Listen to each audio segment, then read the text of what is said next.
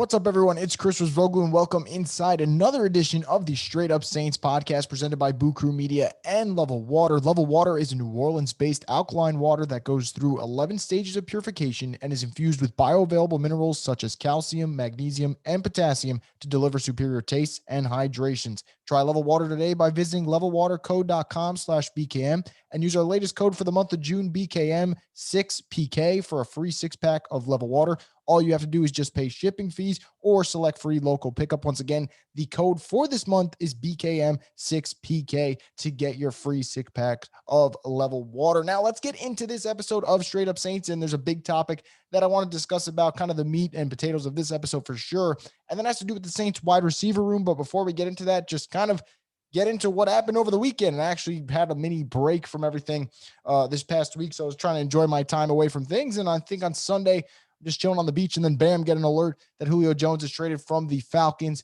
to the Tennessee Titans. And of course, Saints fans had a lot to say about that. And why not? I mean, this is a division rival that trades away one of the best players to ever suit up for their franchise. And that's the way I look at Julio Jones. And it's funny enough, the rivalry between the Saints and the Falcons on the field is almost as good. And I'm saying almost because I actually think the fan perspective is even better between the Falcons fans and the Saints fans. I mean, there's just pure hatred between those two sides, and it's somewhat hilarious at times, especially on Twitter when there's nothing violent going on. It's just funny memes and jabs going left and right. You could really appreciate that. But with Julio Jones, it's actually a little bit different because Julio was never that guy to just talk trash and go after the other team. He just kind of went about his business. And for that, I really do respect Julio Jones a ton. And he was a great player for the Falcons, still is a really great player when healthy, but I won't miss him. I can tell you that much. Not having to face him 2 times a year, if you're the Saints, that's a luxury. Now they still will face him because the Saints play the Titans on the road this season. And that's going to present a really fun matchup because you have A.J. Brown and Julio Jones against the Saints secondary, which at the cornerback position is probably looking pretty suspect, to say the least. So we'll see what happens there. But Saints fans will get at least one Lattimore versus Julio Jones matchup within the next couple of years to watch. But not having Julio on the Falcons, I think it's a plus. Obviously, the pressure goes to Calvin Ridley, goes to first-round pick Kyle Pitts. And it kind of goes back to what I was saying to Saints fans last week or 2 weeks ago. I forgot when I first posted it, that the Kyle Pitts move, from a prospect perspective, I think Kyle Pitts is outstanding. But I found it a little bit weird. It's almost because, you take him and you think, all right, if you take Kyle Pitts, I thought, logistically speaking, I would just probably roll the dice with the offense they had and just try and outscore people this season. But obviously, when you take Kyle Pitts and then you trade away Julio, you're playing the financial game and you're just trying to replace one elite weapon with another, and we'll see if that actually works. But it's funny to me that Falcons fans couldn't wait to make fun of the Saints' financial situation for, I don't know, maybe the last 5 years. However, their financial situation is the reason they traded away the best player they've ever had in their franchise for at least the last decade and a half, and that is Julio Jones. He's been that good. Falcons fans will forever miss him, and they'll forever love him. And the only reason they had to get rid of him, really, outside of the fact that he wanted out, was the cap situation. And if you don't believe me, just go listen to Albert Breer, go read what he had to put up in his latest column. And he kind of talked about how Julio Jones's cap number just wasn't great for a team that has to pay a lot to Julio, has to pay a lot to Jones, has to pay a lot to Grady Jarrett. So he kind of is the odd man out due to his age and his injury history. And because of that, besides the fact that Julio wanted out, financially speaking, they said, all right, let's do it. So while Falcons fans make fun of the Saints for not having a great financial situation, just know they were winning while doing this. Now, they didn't win a Super Bowl, but they were a playoff contender. The Falcons were towards the bottom of the NFC, and as a result, had to trade their best player they've had for the last decade just to be, in their eyes, cap compliant for the next year or so, and in the future look a little bit better. Now, while we're on the subject of wide receivers, let's talk about the Saints wide receiver room, because that's been something that's kind of been on my mind for the last couple of weeks. And for anyone following me on Twitter, and you probably are following me on Twitter if you're listening to the podcast, you know that I've been thinking about it because I actually tweeted about it, I believe, on Thursday or Friday of last week. I kind of started talking about the wide receiver room, and I thought, hey, when people were talking about I think it was the wide receivers for the Saints next year, people were saying, man, I mean, Deontay Harris is going to be great. Callaway's going to be great. Tre'Quan Smith's going to be a lot better. And in my head, I was like, hey, look, I love optimistic fans. And I almost feel like you're better off being optimistic than pessimistic, because when you're pessimistic, you get like a losing scenario in your head. And if it actually unfolds, it's almost like you lost twice. Whether if you're optimistic, yeah, there's a letdown, but you only lost once in your head because the other time you were expecting a win. And I know that's a weird way of thinking it. But with the Saints, with their wide receiver room, I was almost baffled at how optimistic people are. And that doesn't mean that I don't like the guys that they have in their wide receiver room. I'm actually going to talk about this probably for the rest of the show.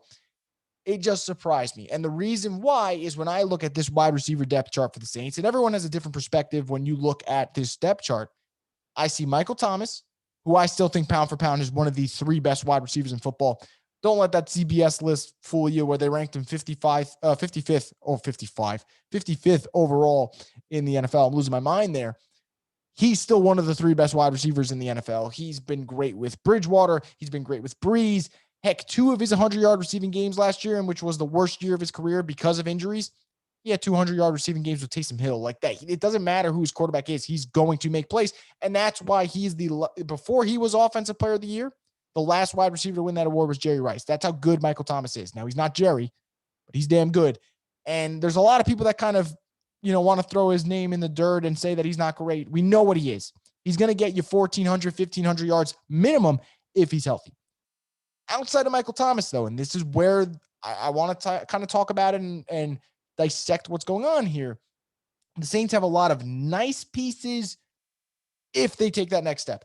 And you have to put a lot of emphasis on the if, and you have to put a lot of emphasis on nice because they're not great and they're not special, but they're nice pieces in a Sean Payton offense that you could get something out of. But it all depends on whether or not they take that next step in their progression. So let's kind of break down everyone and go through them.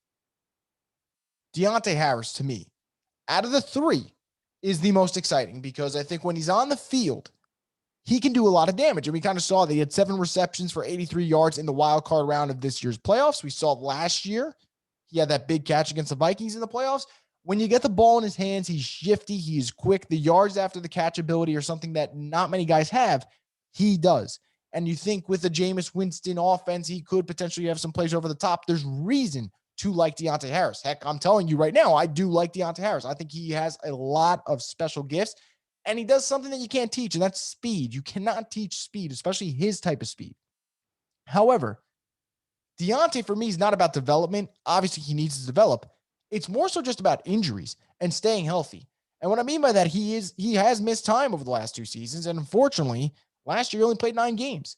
And in the playoff game this past season against the Buccaneers, he was fantastic on special teams. And if it wasn't for in my opinion, controversial call from the officials, he would have had a special teams touchdown and he would have had a really good return that set up a field goal. So he would have spotted his team basically 10 points just off his special teams ability. Now, he did get hurt in that game. He did hurt his neck, and it kind of brings up the question, a guy his size, that quick, special teams bodies are flying around like crazy. How much can he endure in terms of a physical toll? Because that's a lot. And if Deontay's going to take that next step as an offensive playmaker, then maybe you have to dial back the special teams. Or if you don't want to dial back the special teams, then well, guess what? He probably isn't going to have that big of a role on offense. It's tough because he's so dynamic. And he's great at special teams. He's an all-pro player at special teams. We've seen that. And at wide receiver, we've seen flashes of a really explosive weapon. But I don't know if you're going to get the 2, and you have to make a decision, in my eyes at least, and we'll see what happens there. But I really, out of all the 3, and I really do like the 3 wide receivers that I'm going to break down on the roster, but out of the 3, Deontay excites me the most, at least from a potential standpoint. There's a lot to love about his game, but I am a little concerned about the injury side of it, and we'll see what happens this season. Hopefully he can stay healthy and develop a nice relationship with Jameis Winston, if Jameis Winston, of course, is the starting quarterback for the New Orleans Saints. Now let's go to Marquez Callaway, the rookie, last year's rookie from Tennessee, undrafted. The fact that he made the roster with no preseason, with no mini camps, it means he did a lot in terms of showing them what he can do in the film room, in terms of what he can do on the field when he gets that opportunity, not messing up. And we kind of saw that because when the Saints are without Michael Thomas and when the Saints are without Emmanuel Sanders, you're like, oh man, someone's got to step up. Marquez Callaway comes right in and he looks great. And at times I kind of thought he was a veteran wide receiver. He just doesn't get fazed by a lot of things. The kid is very poised. I love Marquez Callaway. And I'm going to tell you, I love every receiver that they have on the roster when it comes to their potential, when it comes to certain things they do great. But this doesn't mean that the Saints have a great wide receiving core. And it doesn't mean that all these guys are ready to take that next step. It just means there are certain attributes I like about them. And what I like about Callaway is I like that he knows when to get to the sticks, turn around, make a play. He's not explosive per se, but he does a lot of the little things right, whether it's a 7-yard pass here or a 10-yard pass there. He does all that. And he actually is a pretty solid returner. So there's a lot to like about Callaway. But I can't sit here and tell you that he's going to take that next step and be a great wide receiver in year 2. It's a process. And health is another thing with Callaway. He did have a knee injury here and there. So that is something that you want to monitor. And I'm not saying he's injury prone, but injuries are part of the game. And that's why it's another layer of saying, hey, you need depth at the wide receiver position. I'll talk about that in a little bit, why I say that. But Callaway, for me, he's in that boat with Deontay. If he's healthy and if the role is there, I can see him making plays. But is he going to be a guaranteed impact player week in, week out? I can't say that because there's only one guy at the wide receiver position the Saints have on their current roster that can do that, and that's obviously number 13. But the guy that you hope can maybe do that, and I kind of talked about it on Twitter, and I talk about him every year, and I'll probably do it as long as he's on the Saints. And now he is entering a contract year, so maybe he won't be here much longer, but it's Tre'Quan Smith. And man, Tre'Quan Smith, every time you think he's going to break that barrier and take that next step, there's a little bit of a drop down. And now this year, he did have the most receiving yards for his career. He did have a couple of fantastic games. He had one against Detroit, which was just truly, truly amazing. But again, with Tre'Quan, what are you getting and when are you getting it? And outside of Drew Brees' record-breaking performances, you really didn't get great games. I mean, when those happen, Tre'Quan was going to ball out. Outside of those games, I could count on one hand. You know, he had the Detroit game. He had 2 Drew Brees record-breaking games. He had one against the Eagles, which was just phenomenal. Tre'Quan's just not consistent enough. However, I'm not here to be negative about this one. I think Tre'Quan, out of the 3, is the most likely to take that next step. Now, while I think Deontay Harris is the most exciting and offers the most potential, I think Tre'Quan's the most likely to make that next step. And why do I think that? Well, for starters, he's now going to play in a system where the quarterback play, in terms of throwing the ball down the seams and pushing the limits, it better suits his game. Coming out of UCF, he was not this possession wide receiver that is just going to sit there 5 yards here, 6 yards there, slant route here, curl route there. Tre'Quan likes to get down the field. And what is something that Jameis Winston might do? Throw the ball downfield. Who is working out with Jameis Winston a hell of a lot this offseason? Tre'Quan Smith. Now, I know Callaway is too, but Tre'Quan Smith seems to be everywhere Winston is. And I don't know if that's their way of saying Jameis is the guy, or their workout routines are just better, or Tre'Quan in his head is saying, hey, I'm making the decision. Jameis is the guy who's best for this offense. But either way, Tre'Quan Smith, there are flashes there. Now, if they stretch the field, a guy like him who is a really good blocker at times, he might have a couple of opportunities to slip out and catch a pass down the field, and that's important. And it kind of goes down to the Michael Thomas thing. When you can't throw the ball deep, or, you know, your offense as a whole is just not going to go over the top, it makes life really hard for wide receivers because you're, one, shortening the route tree, and 2, you're compromising what they can do because the coverages are different. I'm not going to play off ball if I know your quarterback can't throw over my head. What the hell? What's the point of that? If I know you can't throw over my head, you will see more press, or you will see people inch up a little bit more on the field. It really does complicate matters, and it's harder. And you might say, hey, well, if you inch up, you could go over the top. You can't do that if your quarterback's not going to hit you. And that, unfortunately, was a problem for the Saints last year. And it's no knock on Drew Brees. It's just accepting what it was. And last season, they were not going to push the ball downfield. And hell, they probably weren't during 2019. 2018 was that last year that they were doing it. So I think with Tre'Quan, with a different quarterback, and this is not to rip the quarterback position. You guys know how I feel about number 9. Obviously, you see behind me if you're watching on video. I got a whole Drew Brees shrine over here. But Callaway and Tre'Quan and Deontay, these are guys who, with a quarterback who will stretch the ball down the field a little bit more, maybe that's what they need to kind of take that next step. And if not, then this team obviously is going to have issues where it's a lot of Michael Thomas. It's a lot of, okay, one day it's him, next day it's him, third day it's that guy. And that's what you don't want, because you're repeating the cycle of, hey, in the regular season, you can manufacture offense. But when teams in the playoffs dial down and just focus on Michael Thomas, who's going to make them pay? They haven't had that. They haven't had that the last 4 years. I know people want to say they've had, they just haven't. And outside of Ted Ginn's first and maybe second season with the Saints, and I think it's really the first season that he did it, the Saints really didn't have a wide receiver 2 since.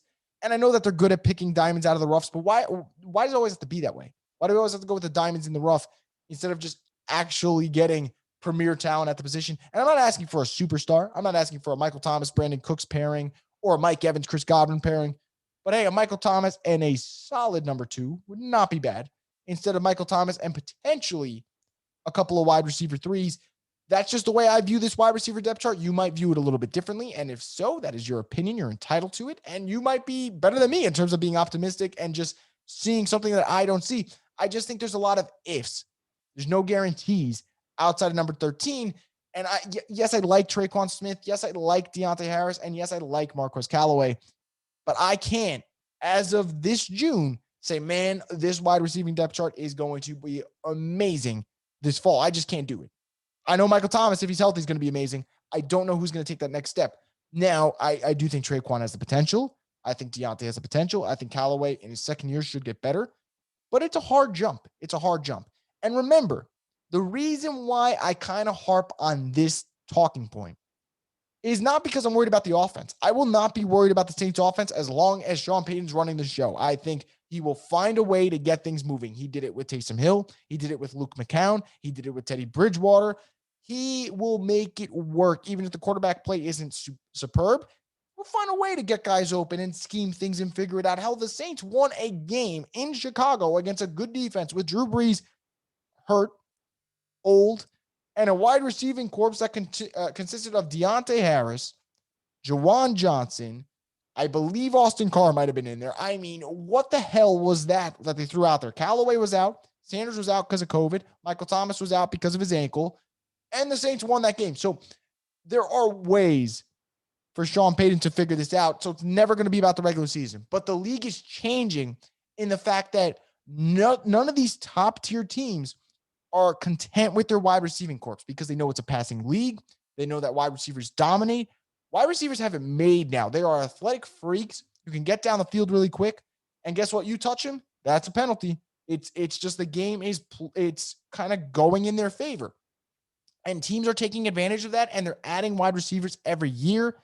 And if I bring up some of the best wide receiving corps in the NFL, guess what they did in the NFL draft? They added a wide receiver, and it's not even on their board of needs. It's just addressing the fact that you can never have enough pass catchers in the NFL. You can never have enough. And I truly mean that because the NFL is all about health.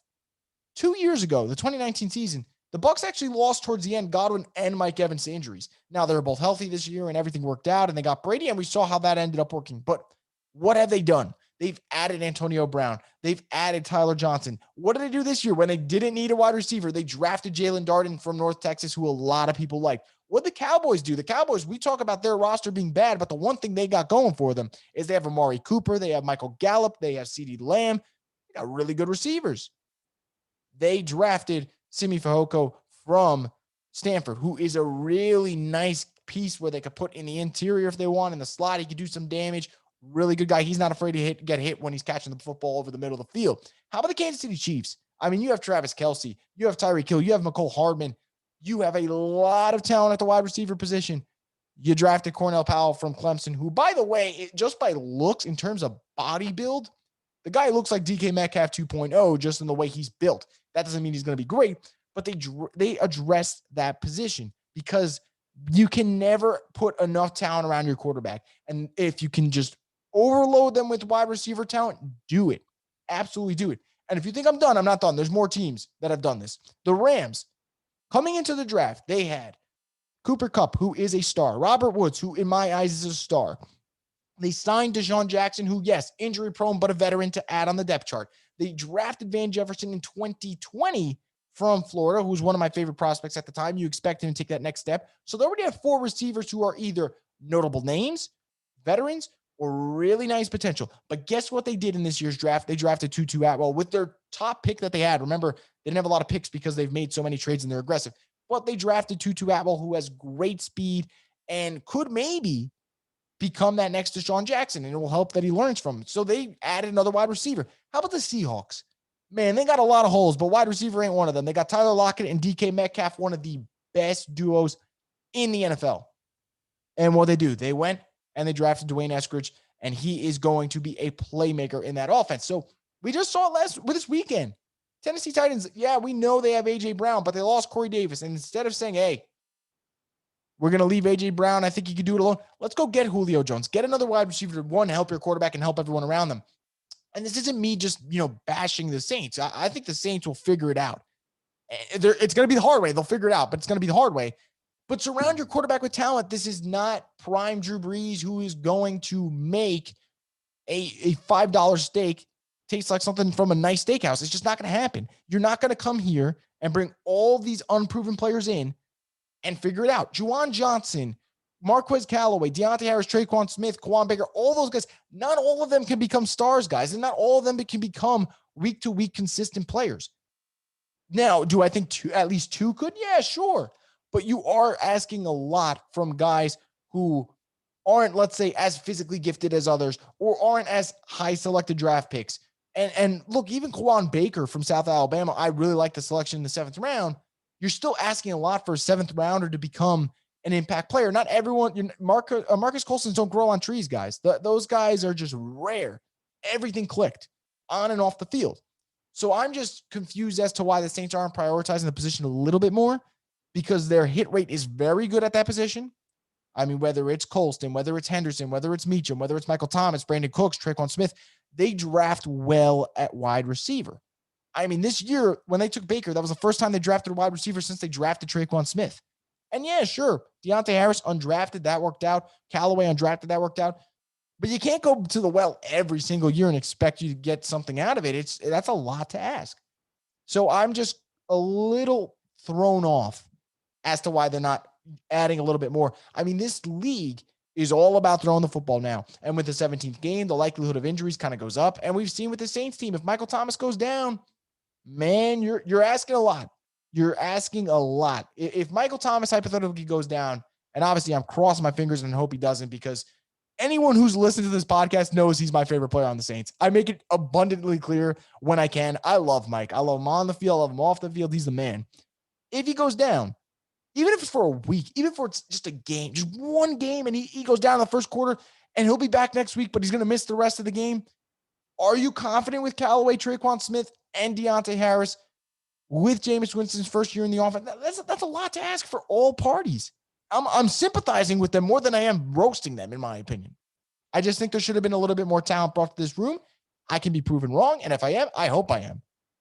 And I'll say I am if I am. But it's just odd to me that, man, everyone else is getting better at the wide receiver position, and the Saints are saying, we're cool with what we got. We don't need to make upgrades, or at least not major upgrades. It's just fascinating, especially when you have a coach who's offensive and one of the best play callers in the league. Would you want to add another toy to your offense and maybe see what you can do there? I mean, there were reports that the Saints liked Elijah Moore from Ole Miss. Would you imagine putting Elijah Moore in this offense? I think he'd be your wide receiver 2 from day one, and that would solve a hole on this team. And I get it. They had to fix the defense. They had to address other positions, but if the Ian Book pick doesn't work, you probably look back and say, hey, could we have taken a wide receiver in the 4th round? Probably could have. And maybe the hit rate would be better. But it's just something to consider as we get closer to training camp. I really like that Traquan and Callaway and a lot of those guys and Juwan Johnson are working out with Jameis. I think that's only going to help. If he is a starter, there'll be good chemistry there. That's getting built over time. You obviously like that. And it's not like the Saints have 3 wide receivers who can't play. If they couldn't ball, I would just be ripping this offense right now. But I think that Traquan can ball. We've seen it from time to time. I know that Deontay can. He just has to stay healthy. I know that Callaway as a rookie looked way better than people thought he would. Can at least one of them take that next step? And I think if one of them takes the next step, the Saints will be in business. But one of them has to do it, because if they don't, again, it all falls on 13 shoulders. That's a lot to ask for a wide receiver, especially over the course of a 17-game season. That's all I want people to consider. Now, before I wrap this thing up, and obviously I want your take on this, you guys can at me on Twitter. We'll have a nice little dialogue about the wide receiver corps and where you stand on it. I'm not cautiously optimistic, but I'm not completely pessimistic. I'm somewhere in between, like smack in the middle of those two. And whatever word that ends up being, you let me know, and that'll be my adjective to describe how I feel about this Saints offense. But before we go, Saints are bringing in veteran free agent cornerback Dre Kirkpatrick for a visit. Been reported by multiple people, and they, obviously people know they've been in the market for a veteran corner. This is a secondary that doesn't have a lot right now. Obviously, Lattimore is great, but there's a looming suspension. And then you have Paulson Adebo from Stanford. Is he going to start week 1? That's a lot to ask for from a 3rd-round pick, but he does have the physical tools to do so. And then it's Patrick Robinson, PJ Williams, just not a lot of depth at outside corner. Now, Kirkpatrick last season appeared in 11 games and had 3 interceptions. The Pro Football Focus grade, I'm not going to get into it. I know a lot of people sent it to me. They're like, hey, it's pretty shitty. Pro Football Focus is what it is. Some of their grading is fantastic. But look, you're not going to sign Dre Kirkpatrick on June 8th and tell me that his Pro Football Focus grade is going to be like an 80 or 75. That's not going to happen. If that was the case, he would have been signed already and things work out that way. But PFF is not the be-all, end-all. But Kirkpatrick would give them depth. It's a position of need. Outside corner, you need a lot. You could take him. I know people want Steven Nelson or Richard Sherman. And those are the bigger names. I don't blame people for wanting them. But if the Saints sign Dre Kirkpatrick, I don't think anyone could really get mad. It won't cost them anything.